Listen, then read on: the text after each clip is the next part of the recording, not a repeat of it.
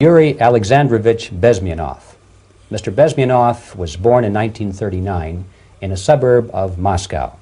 He was the son of a high-ranking Soviet Army officer. He was educated in the elite schools inside the Soviet Union and became an expert in Indian culture and Indian languages. He had an outstanding career with Novosti, which was and still is, I should say, the press arm or the press agency of the Soviet Union. It turns out that this is also a front for the KGB. He escaped to the West in 1970 after becoming totally disgusted with the Soviet system, and he did this at great risk to his life. He certainly is one of the world's outstanding experts on the subject of Soviet propaganda and disinformation and active measures. Well, you spoke several times before about ideological subversion. That is a phrase that I'm afraid some Americans don't fully understand. When the Soviets use the phrase ideological subversion, what do they mean by it?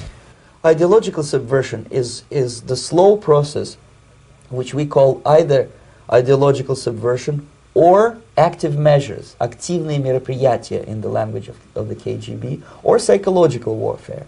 What it basically means is to change the perception of reality of every American to such an extent that despite of the abundance of information, no one is able to come to sensible conclusions in the interests of defending themselves, their families, their community, and their country.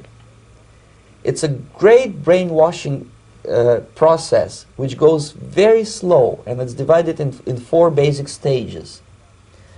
The first one being demoralization. It takes from 15 to 20 years to demoralize a nation. Why that many years?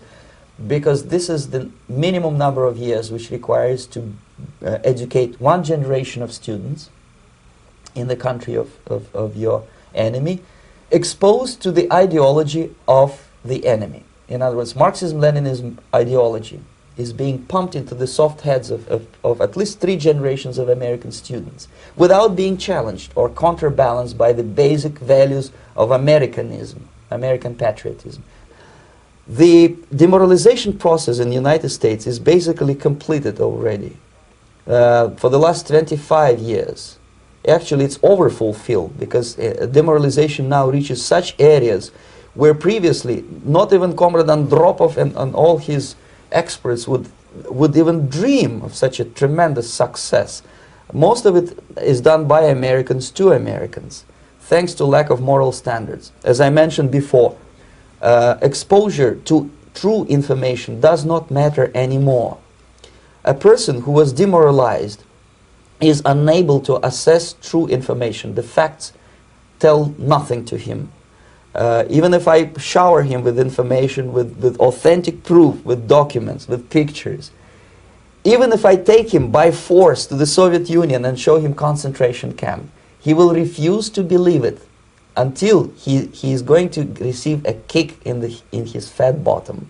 When a military boot crashes his balls, then he will understand, but not before that. That's the tragic of the situation of demoralization.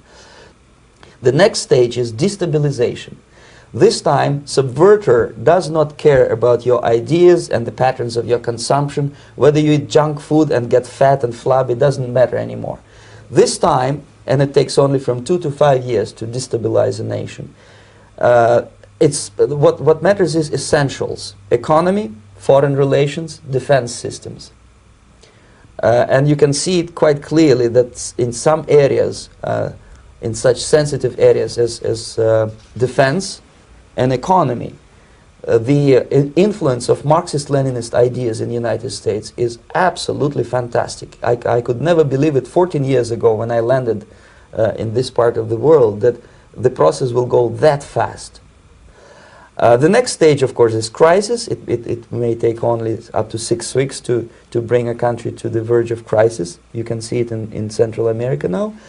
And after crisis, with a violent change of power, structure, and economy, you have so-called the period of normalization. It may last indefinitely.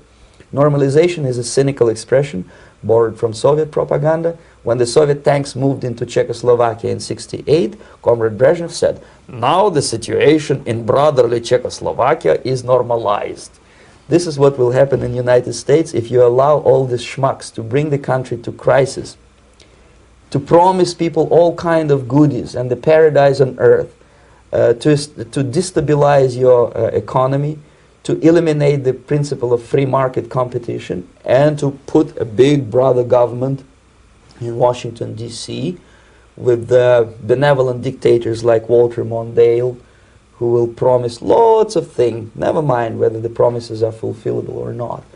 Your leftists in the United States, all these professors and all these beautiful civil rights defenders, they are instrumental in the process of the subversion only to destabilize the nation. When their job is completed, they are not needed anymore. They know too much. Some of them, when they get disillusioned, when they see that Marxist-Leninists come to power, obviously they get offended. They think that they will come to power. That will never happen, of course. They will be lined up against the wall and shot. But they may turn into the most bitter enemies of Marxist-Leninists when they come to power. And that's what happened in Nicaragua. You remember most of these former Marxist-Leninists were either put to prison or one of them split, and now he's working against Sandinistas. It happened in Grenada when Maurice Bishop was already a Marxist. He was executed by a new Marxist who was more Marxist than this Marxist. Same happened in Afghanistan when first there was Taraki, he was killed by Amin, then Amin was killed by Babrak Karmal with the help of KGB. Same happened in Bangladesh when Mujibur Rahman, very pro-Soviet leftist, was assassinated by his own Marxist-Leninist military comrades.